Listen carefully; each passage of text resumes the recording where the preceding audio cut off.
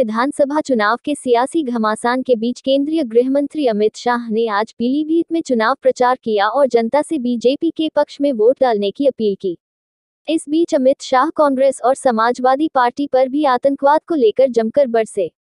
उन्होंने कहा कि प्रियंका गांधी को आतंकवाद फिजूल की बात लगती है तो अखिलेश यादव आरोपियों को छुड़वाने का वादा अपने घोषणा पत्र में करते हैं। यूपी चुनाव में बीजेपी लगातार कानून व्यवस्था और आतंकवाद को लेकर विरोधियों पर हमलावर है। इसी कड़ी में गृहमंत्री अमित शाह ने कांग्रेस और सपा पर हमला बोलते हुए अमित शाह ने कहा कि एक और कांग्रेस महासचिव प्रियंका गांधी कहती हैं कि आतंकवाद फिजूल बातें हैं और तो दूसरी ओर सपा है। जब अखिलेश बाबू सत्ता में आए थे तब संकट मोचन मंदिर पर बम धमाका हुआ था और उन्होंने अपने घोषणा पत्र में हमले में शामिल लोगों को छुड़वाने का वादा किया था। मैं आज यहाँ आया हूँ। 3 चरण के चुनाव समाप्त हो गए। पीलीभीत वालों, 3 चरण का परिणाम जानना है क्या? जानना है? बता दो। मैं सब जगह घूम के 4थे चरण में आया हूँ, बता दो। पक्का? ये तीनों चरण में सपा और बसपा दोनों का सुपड़ा साफ होने वाला है।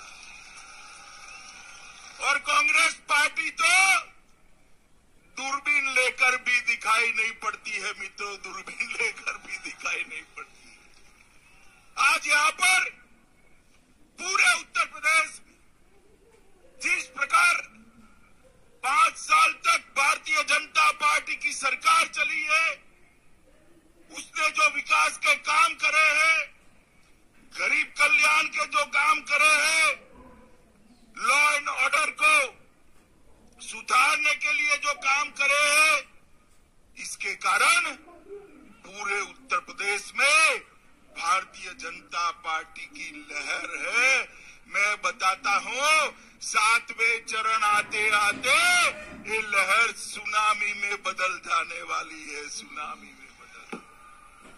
जीरो टॉलरेंस के साथ शासन में आ रहती हमारा संकल्प, आतंकवाद फैलाने वाला कोई भी हो, कोई भी मजहब का हो, कोई भी जाति का हो, आतंकवाद को इस देश और दुनिया से मूल समेत उखाड़ कर फेंक देना चाहिए।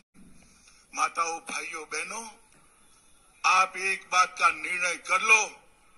एक और कांग्रेस की नेत्री प्रियंका गांधी कहती है टेररिज्म फिजूल बात है, इस पर रोक लगाना फिजूल बात है।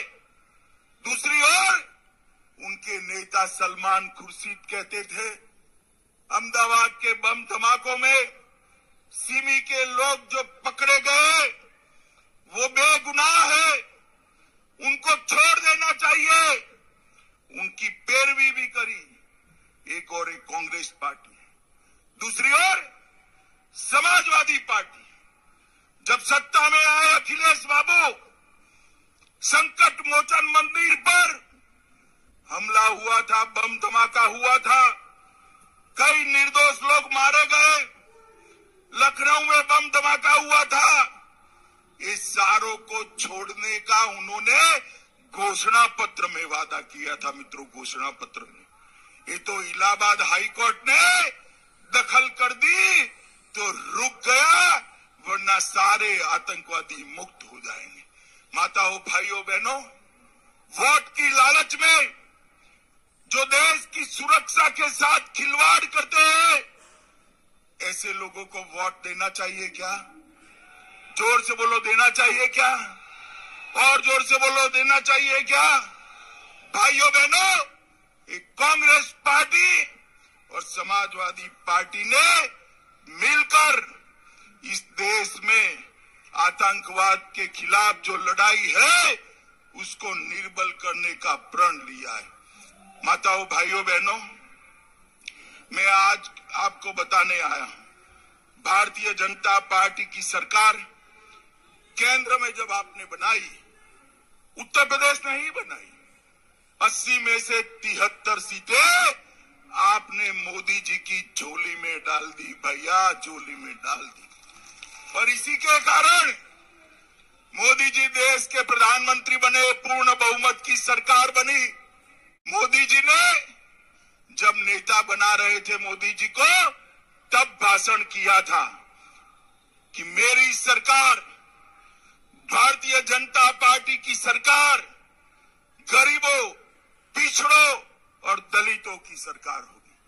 भाइयों बहनों माताओं, 7.5 साल के अंदर उत्तर प्रदेश में मोदी जी ने गरीबों का जीवन ऊपर उठाने का काम किया। 70 साल तक ये सपा बसपा कांग्रेस पार्टी राज करते रहे। कभी गैस का सिलेंडर कोई गरीब के घर में नहीं पहुंचा था। आज 7.5 साल के अंदर 1,67,00,000 माताओं के घर में गैस का सिलेंडर पहुंचाने का काम भारतीय जनता पार्टी ने किया। 2,61,00,000 गरीबों के घर में शौचालय पहुंचाकर माताओं बहनों को सम्मान के साथ जीने का अधिकार योगी आदित्यनाथ की सरकार ने दिया है। मित्रों, 1,41,00,000 घरों में आजादी के 70 साल तक बिजली नहीं थी। मोदी जी ने 1,41,00,000 घरों में मुफ्त में बिजली का कनेक्शन पहुंचाकर वहां के अंधियारे को दूर करने का काम। पीलीभीत वालों, सपा के शासन में कभी 24 घंटा बिजली देखी थी क्या? अरे ईश्वर वाले भी बताओ जरा, देखी थी क्या? आती थी बिजली रानी 24 घंटा आपके घर में? हमने भारतीय जनता पार्टी ने सत्ता के सूत्र संभाले, 24 घंटा बिजली हर घर में पहुंचाने का काम ये भारतीय जनता पार्टी की सरकार ने किया है। 42 लाख गरीबों के आवास बनाए, 2,54,00,000 किसानों के बैंक अकाउंट में 6,000 रुपया डायरेक्ट पहुंचाने का काम नरेंद्र मोदी जी ने किया। लगभग 15 करोड़ गरीबों को 5 लाख तक का सारा स्वास्थ्य का खर्चा फ्री ऑफ कॉस्ट आज नरेंद्र मोदी सरकार उठा रही है। मित्रों, नरेंद्र मोदी सरकार उठा रही है। भाई पीलीभीत वाले बताओ, टीका लगाया है क्या आपने? सबने लगाया है? 2 हाथ खड़े करो तो लगाया है, वो लगाया ना? तो तीसरी लहर से बच गए ना? ये अखिलेश बाबू जब टीका ढूंढ लिया गया कहते थे ये टीका मत लगाइयो, ये तो मोदी का टीका है। मगर 10 दिन के बाद वो भी डरकर टीका लगा है। भाई अच्छा है अखिलेश की बात यूपी वाले मानते नहीं है, वरना आप सभी लोग तीसरी लहर में सुरक्षित होते क्या भाई बताओ?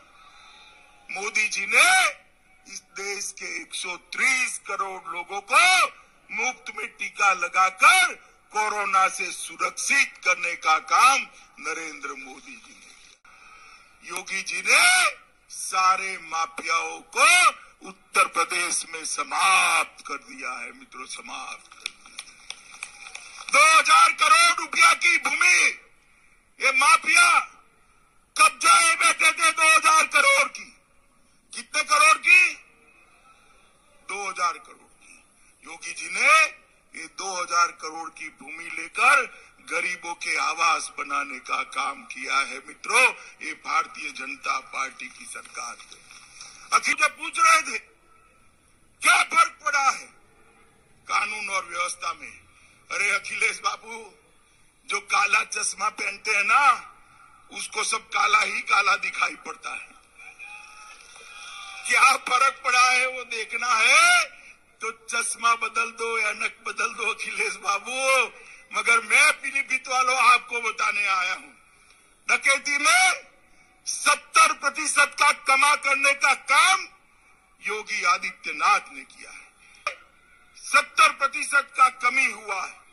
हत्या में 29% की कमी हुई है और अपहरण में 35% की कमी हुई है और बलात्कार में 52% की कमी करने का काम ये भारतीय जनता पार्टी की सरकार है।